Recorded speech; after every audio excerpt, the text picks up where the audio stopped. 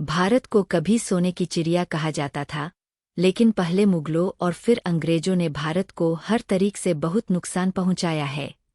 भारत की गुलामी से लेकर आज़ादी तक की कहानियां लगभग हर कोई जानता ही होगा।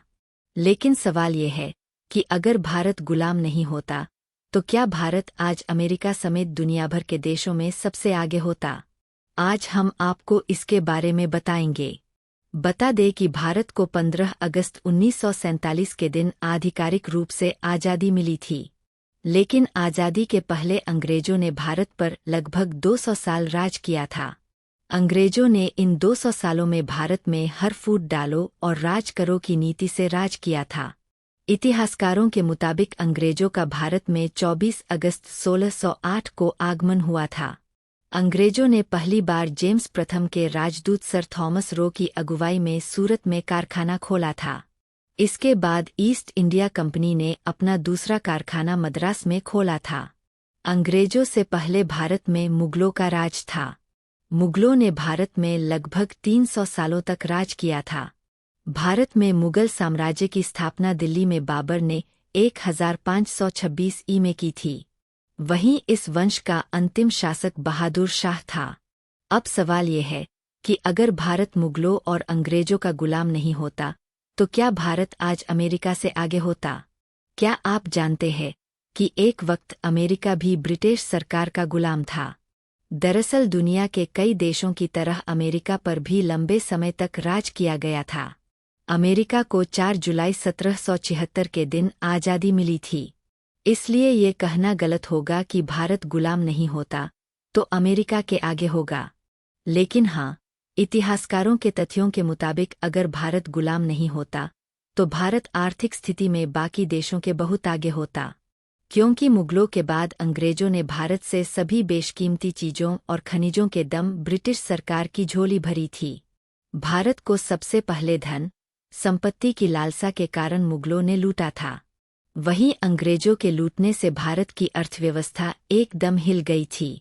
मुगलों और अंग्रेजों के कारण भारत को आर्थिक तौर पर सबसे ज्यादा नुकसान पहुंचा है। 1857 के दौरान पूरे भारत देश में अंग्रेजों के विरुद्ध विद्रोह पनप रहा था। उस वक्त के मुगल शासक बहादुर शाह जफर ने भी अंग्रेजों के विरुद्ध विद्रोह का साथ दिया। शुरू में विद्रोह सफल रहा, लेकिन बाद में अंग्रेज इस विद्रोह को दबाने में सफल रहे। मुगल बादशाह बहादुर शाह जफर द्वितीय ने बचने के लिए अपने बेटों मिर्जा मुगल और खिजर सुल्तान और पोतों के साथ हुमायूं के मकबरे में छिप गए, जहां मेजर हर्सन ने उनको पकड़ लिया। मेजर हर्सन ने उनको बोला कि अंग्रेज सरकार आपको मारना नहीं चाहती है, अगर आप आत्मसमर्पण कर दे तो। यह सुनकर बहादुर शाह जफर ने आत्मसमर्पण कर दिया और उनके बेटों को पकड़ लिया गया। लेकिन हर्सन कुछ और ही चाह रहा था। जब वह बहादुर शाह जफर के बेटों और पोते को पकड़ के लिए जा रहा था, तो बहुत बड़ी भीड़ पीछे चल रही थी। कुछ गड़बड़ ना हो इसको देखते हुए हर्सन ने बहादुर शाह जफर के लड़कों के कपड़े और शरीर पर पड़े हुए सारे जेवर उतरवा लिए। उनको पूरी तरह नंगा करने के बाद दिल्ली के खूनी दरवाजे पर तीनों को गोली मार दी।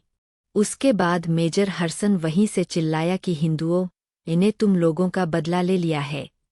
जिस तरह मुगलों ने लाखों हिंदुओं का कत्ल किया और महिलाओं की इज्जत लूटी, वह आज आपके सामने नंगे मरे पड़े हैं। मेजर हर्सन ने यह इसलिए बोला ताकि आगे कोई विद्रोह न हो सके और लोगों में डर फैलाने के लिए मुगल वंशजों की नंगी लाश को चांदनी चौक पर फेंक दिया। 2 दिन तक लाश वहीं पड़ी रही और किसी को लाश उठाने नहीं दिया। इधर बहादुर शाह जफर को कैद करके रंगून, म्यांमार भेजने की तैयारी शुरू कर दी। बहादुर शाह जफर ने भूख लगने पर जब खाना मांगा तो हर्सन ने उनके बेटों के सर लाकर थाली में परोस दिए और यह देखकर बहादुर शाह जफर बेहोश हो गया।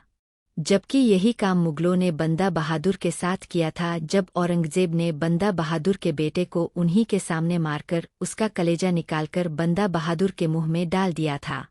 बाद में बहादुर शाह जफर की रंगून में कैद के दौरान मृत्यु हो गई। बाकी बचे हुए अकबर के वंशजों को भी अंग्रेजों ने पकड़ पकड़ कर गोली मार दी। इस तरह अकबर के वंश का समूल नाश कर दिया गया। जिस खूनी दरवाजे पर मेजर हर्सन ने बहादुर शाह जफर के बेटों को मारा था, उसी खूनी दरवाजे पर औरंगजेब ने अपने बड़े भाई दारा शिकोह को मारकर उसकी गर्दन टांग दी थी।